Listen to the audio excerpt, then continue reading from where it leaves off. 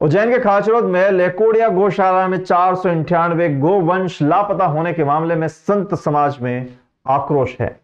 मां बगलामुखी शक्तिपीठ के पीठाधीश्वर स्वामी कृष्णानंद जी ने लापता गोवंश की न्यायिक जांच का दोषियों के खिलाफ मुकदमा दर्ज करने का ज्ञापन दिया था। संतों ने गौमाता के निमित्त अपना मुंडन संस्कार कर विरोध प्रकट किया और शासन प्रशासन को आगाह किया कि गौमाता के नाम पर भ्रष्टाचार करने वालों पर कड़ी कार्रवाई होनी चाहिए। संतों ने कहा कि गौमाता की रक्षा करना हमारा कर्तव्य है और हम इसके लिए लड़ेंगे। इस मामले में गौशाला के अध्यक्ष राजेश वनवट और अन्य सदस्यों के खिलाफ आरोप लगाए गए हैं। संतों ने मांग की है कि दोषियों के खिलाफ कड़ी कार्रवाई की जाए और गौमाता की रक्षा के लिए ठोस कदम उठाए जाए। संतों ने अपने जन्मदिन पर गौमाता को श्रद्धांजलि दी और दोषियों के खिलाफ कार्रवाई की मांग की।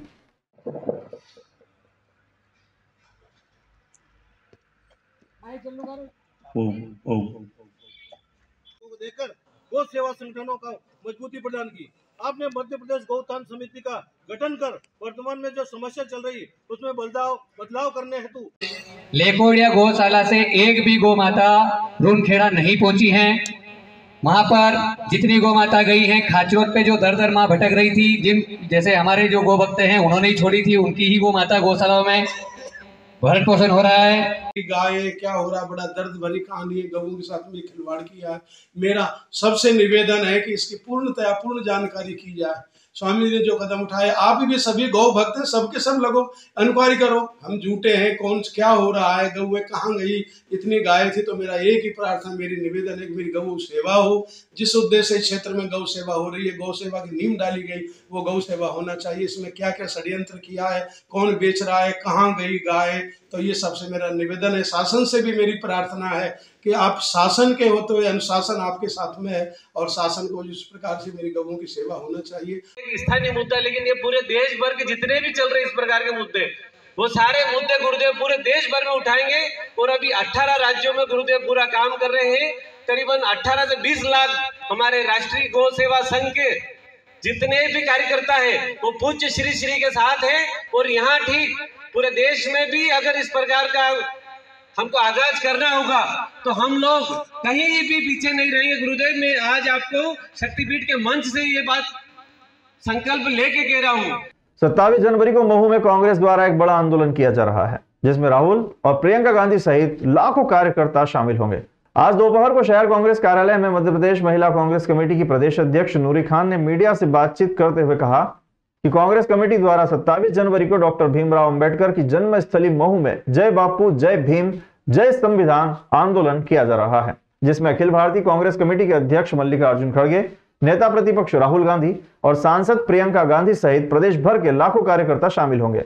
नूरी खान ने कहा कि भाजपा लगातार संविधान और डॉक्टर भीमराव अंबेडकर का अपमान कर रही है, जिसमें 27 जनवरी को अखिल भारतीय कांग्रेस कमेटी के मल्लिकार्जुन खड़गे जी, लोकसभा में नेता प्रतिपक्ष आदरणीय राहुल गांधी जी, इस देश से सांसद प्रियंका गांधी जी और तमाम बड़े वरिष्ठ नेता मौजूद होने वाले हैं और जय बापू जय भीम जय संविधान का अभियान की शुरुआत करेंगे। जिस तरीके से भारतीय जनता पार्टी लगातार संवैधानिक हमले कर रही है, संविधान का माहौल उड़ा रही है, संविधान की प्रतिमाएं फाड़ रही है और 17 दिसंबर को अमित शाह जी ने जिस तरीके से बाबा अम्बेडकर साहब का मजाक बनाया है, उसके खिलाफ जो लोग बाबा अम्बेडकर साहब को अपना भगवान मानते हैं, उनके अनुयायी और कांग्रेसी लाखों की तादाद में इकट्ठे होंगे और इस देश को ये संदेश देंगे कि बाबा अंबेडकर साहब का जो संविधान है, ये देश उसके हिसाब से चलेगा, न कि गोडसे की विचारधारा से चले। शहर कांग्रेस कमेटी अध्यक्ष मुकेश भाटी ने बताया कि आगामी 27 जनवरी को उज्जैन से हजारों की संख्या में कांग्रेसी 4 पहिया वाहनों से बाबा साहेब डॉक्टर भीमराव अंबेडकर की जन्मभूमि पर पहुंचेंगे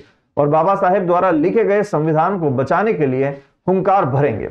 पत्रकार वार्ता में बड़ी संख्या में कांग्रेसी मौजूद थे।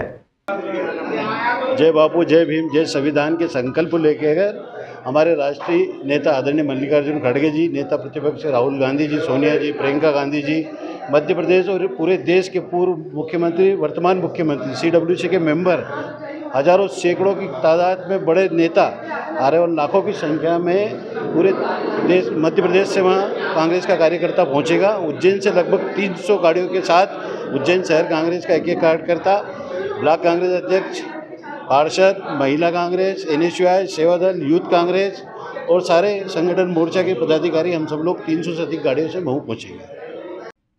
उज्जैन के मंशावन मल्टी में प्रधानमंत्री आवास योजना के अंतर्गत आवंटित आवासीय भवनों एवं व्यावसायिक दुकानों का निर्माण कार्य प्रारंभ कर दिया गया है। महापौर मुकेश टटवाल ने निगम अधिकारियों को निर्देश दिए हैं कि तय समय सीमा में उक्त कार्य को पूरा किया जाए।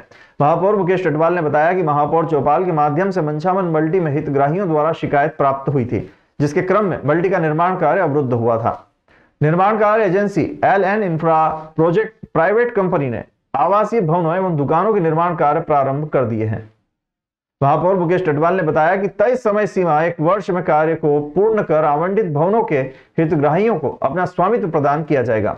इस अवसर पर MIC सदस्य सत्यनारायण चौहान, शिवेंद्र तिवारी, प्रकाश शर्मा, निगम अधिकारी PC यादव, शिवम गुप्ता आदि मौजूद थे। महापौर मुकेश टटवाल ने निर्देश दिए हैं कि निर्माण कार्य की गुणवत्ता का विशेष ध्यान रखा जाए और तय समय सीमा में कार्य पूर्ण किया जाए। उन्होंने कहा कि हितग्राहियों को उनके आवासीय भवनों का स्वामित्व प्रदान करना हमारी प्राथमिकता है।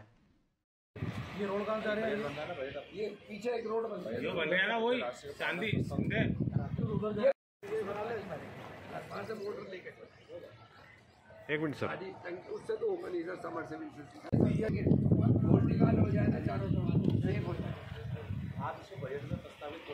हमारे उज्जैन की प्रधानमंत्री आवास योजना के अंतर्गत मंशा मलकिया मल्टी बनकर के हितग्राहियों को देना है।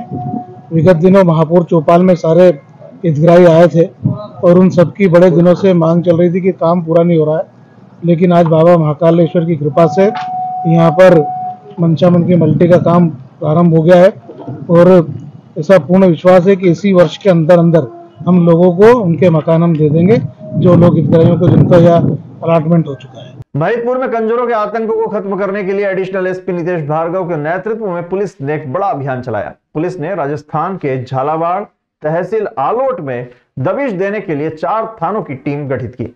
महिदपुर रोड में कंजरों द्वारा चोरी को अंजाम देने की नीयत से 4 दुकानों की शटर को तोड़ा गया था, लेकिन एक पड़ोसी युवक की तत्परता से कंजर चोरी में सफल हुए थे। इस घटना के बाद पुलिस ने कंजरों के खिलाफ बड़ा अभियान चलाया। पुलिस ने राजस्थान के झालावाड़ तहसील आलोट में दबिश देने के लिए राघवी थाना, महिदपुर रोड थाना, महिदपुर थाना और झारड़ा थाना की टीम गठित की। पुलिस ने चारों ओर से घेराबंदी कर बदमाशों को पकड़ने की कार्रवाई जारी रखी, लेकिन कंजरों के खुफिया तंत्र मजबूत होने के कारण सभी कंजर मौके से फरार हो गए।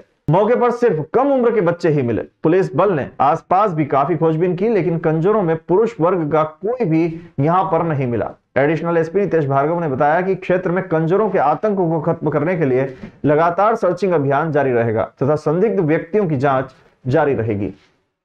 अभी अपराधों पर जो अंकुश लगाने के लिए हमारी उज्जैन पुलिस की जो प्रोएक्टिव रणनीति है, अपराध घटित होने के पहले ही हम लोग लगातार एंटीसिपेशन बेसिस पे और जो भी इंट हम लोग को प्राप्त होता है उसके आधार पर अपराध के जो सेंटर पॉइंट है, स्थान है, अपराधी लोगों के शेल्टर हैं, आश्रय स्थल हैं, वहाँ पर लगातार अपराध घटित होने के पहले ही दबिश का प्लान करते हैं। उसी क्रम में हम लोगों ने उनिल और महिदपुर के कुछ क्षेत्रों में दबिश प्लान किया है।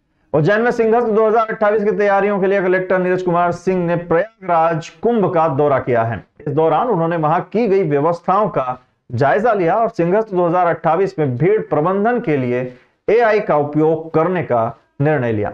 कलेक्टर नीरज कुमार सिंह ने बताया कि सिंहस्थ 2028 में भीड़ प्रबंधन के लिए AI का उपयोग किया जाएगा।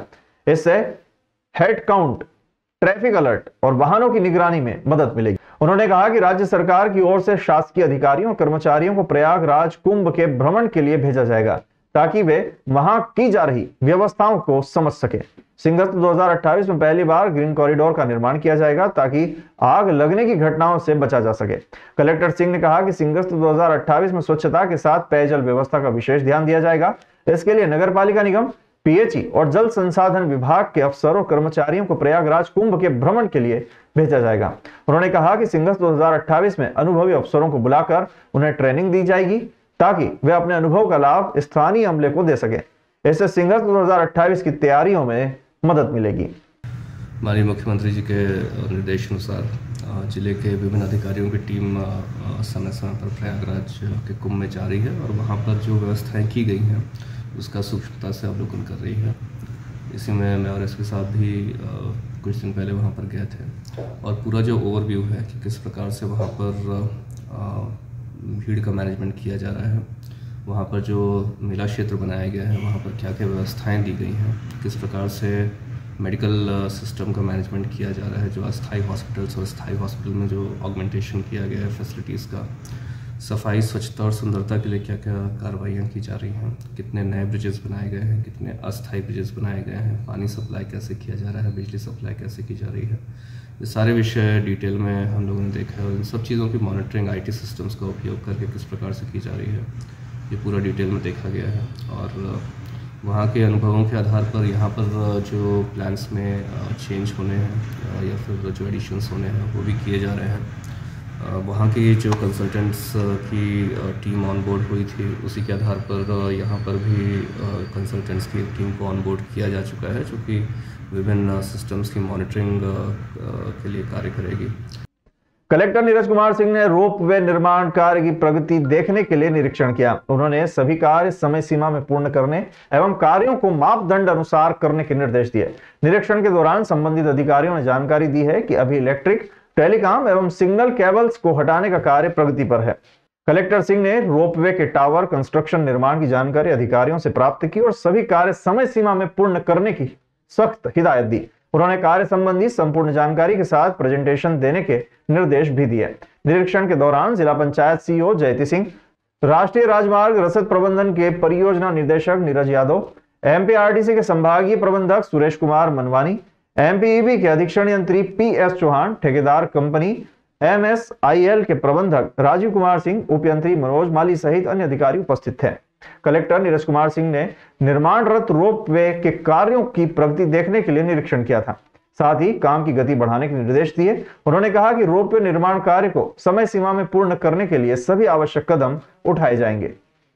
रोपवे का जो प्रोजेक्ट था उसमें इनिशियली जो समस्याएं आ रही थी, रेलवे से जो समस्याएं आ रही थी या फिर विभिन्न फंड्स को लेकर के जो समस्याएं इत्यादि आई थी, जो अप्रूवल्स को लेकर के आई थी, वो सारी चीज़ें बारी बारी से जो है सॉल्व कर दी गई हैं। अब ये प्रोजेक्ट पूरी तरीके से स्टार्ट होने की स्थिति में आ गया है। तो आज उसके प्रारंभिक जो कार्रवाइयाँ की जा रही हैं यूटिलिटी शिफ्टिंग की, उसको देखने के लिए भ्रमण किया गया था और यूटिलिटी शिफ्टिंग का कार्य और कैसे तेज हो सकता है, इसके लिए आज शाम को एक बैठक भी इन सभी अधिकारियों के साथ रखी गई और वो सारे इश्यूज सॉल्व किए जाएंगे। उज्जैन शहर में सिंगल 2028 की तैयारियों के तहत कोयला फाटक से गोपाल मंदिर मार्ग तक सड़क चौड़ीकरण के लिए घरों, दुकानों पर लाल निशान लगाए गए हैं। ये काम जल्द ही शुरू होने वाला है, जिससे श्रद्धालुओं की आवाजाही सुगम हो सकेगी।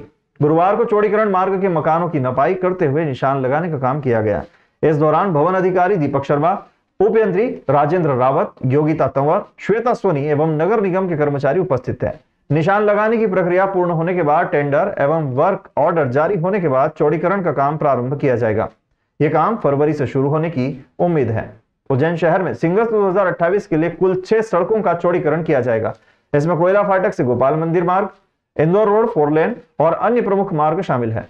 सिंगल 2028 के लिए उज्जैन शहर में व्यापक विकास कार्य किए जा रहे हैं। इसमें सड़क चौड़ीकरण, रोपवे, रेलवे स्टेशन का उन्नयन और अन्य बुनियादी सुविधाओं का विकास शामिल है।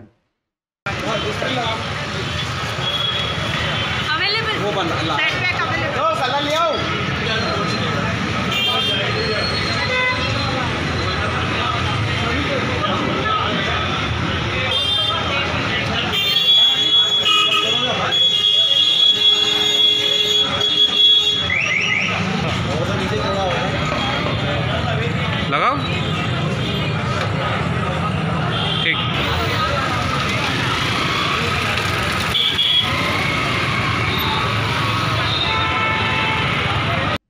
मध्य प्रदेश के मुख्यमंत्री डॉक्टर मोहन यादव ने प्रदेश के 17 शहरों में शराबबंदी की घोषणा की है, जिनमें उज्जैन का भी नाम शामिल है। हालांकि यह ध्यान देना महत्वपूर्ण है कि उज्जैन का प्रसिद्ध काल भैरव मंदिर क्षेत्र भी शराबबंदी दायरे में आएगा या नहीं। अगर यह नियम सिर्फ शहर के लिए लागू होता है तो इसका असर काल भैरव मंदिर क्षेत्र पर नहीं पड़ेगा। इसका प्रमुख कारण यह है कि यह क्षेत्र उज्जैन शहर के अंतर्गत न आते हुए घटिया तहसील के अंतर्गत आता है। इसी वजह से शराबबंदी के आदेश से प्रभावित नहीं होगा। साथ ही मंदिर के पुजारी ने बताया कि शराबबंदी के बाद भी महाकाल बाबा के सेनापति काल भैरव को मदिरा का भोग लगेगा और इसकी व्यवस्था सरकार ही करेगी। मालूम हो कि उज्जैन के प्रसिद्ध काल भैरव मंदिर में शराब का भोग चढ़ाने की परंपरा है और मंदिर के पास स्थित 2 दुकानों से श्रद्धालु शराब खरीदकर इसे भगवान काल भैरव को अर्पित करते हैं। मंदिर के सामने इन दुकानों से बड़ी संख्या में श्रद्धालु शराब खरीदते हैं और बाद में प्रसाद के रूप में उसका सेवन भी करते हैं। अब सवाल यह उठता है कि धार्मिक शहर में शराबबंदी तो लागू की जाएगी, लेकिन काल भैरव मंदिर में इस नियम को कैसे लागू किया जाएगा? अगर इस क्षेत्र को शहर के अंतर्गत ही देखा जाता है तो मामले में उज्जैन अखाड़ा परिषद के अध्यक्ष रामेश्वर दास जी महाराज ने कहा कि सरकार शराबबंदी तो लागू करेगी, लेकिन काल भैरव मंदिर में खास ध्यान देकर नई नीति बनाए ताकि लोग इसे सिर्फ चढ़ाने के उद्देश्य से ही खरीद सके, साथ ही भक्तों को दुकान से शराब सीमित मात्रा में ही मिले। माननीय मुख्यमंत्री जी ने जो घोषणा करी है शराबबंदी की, तीर्थ स्थानों में जो 17 तीर्थ स्थान चयनित किए हैं उसमें शराबबंदी के लिए जो उन्होंने घोषणा की है, प्रतिबंध लगाया है, ये बहुत ही अच्छा कार्य उन्होंने किया। क्योंकि शराब के कारण जो है महिलाएं भी बड़ी परेशान होती थी, अपने घर में परेशानी आती थी, बच्चे परेशान रहते थे और महिलाओं के साथ बड़ा अत्याचार होता, मारकूट करते थे। तो हमारी धार्मिक नगरी में कम से कम जिस प्रकार से हरिद्वार में व्यवस्था है कि मांस, मदिरा, अंडा ये सब पवित्र नगरी से बाहर होना चाहिए, हमारी यही मांग है। और शराबबंदी करी, इसी तरह जो मांस और अंडे की विक्रय भी यहाँ से बंद होना चाहिए तीर्थ स्थान में। लेकिन कल हम दोबारा एक निर्णय कर रहे हैं, हमारे खिलाड़ी भी जानते हैं समाज में नशाखोरी की आदत, खासकर शराब से परिवार बर्बाद हो जाते हैं। ये बहुत बड़ा कष्ट है, सामाजिक बुराई आती है। हमारे लिए हमने संकल्प लिया है, हमारी सरकार के माध्यम से 17 अलग अलग धार्मिक नगरियों में हम शराबबंदी करने की घोषणा कर रहे हैं। अगले समय से सारी दूर, कोई देसी नहीं, कोई विदेशी नहीं, सभी प्रकार की धार्मिक शहरों के अंदर शराब की दुकानों में ताले लगाए जाएंगे। लगेगा ना भोग, तो मदिरा का भोग भगवान को लगेगा और सरकार उसकी व्यवस्था करेगी। सरकार ने ऐसा कहाँ कहा कि मंदिर के लिए बंद कर देंगे, ऐसा तो कहा नहीं।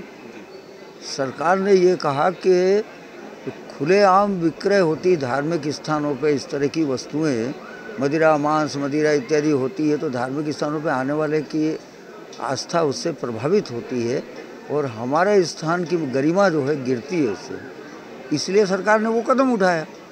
तो सरकार के उस कदम में कौन सी गलती ऐसी है जिसको हम कह सकते हैं कि ये गलती है?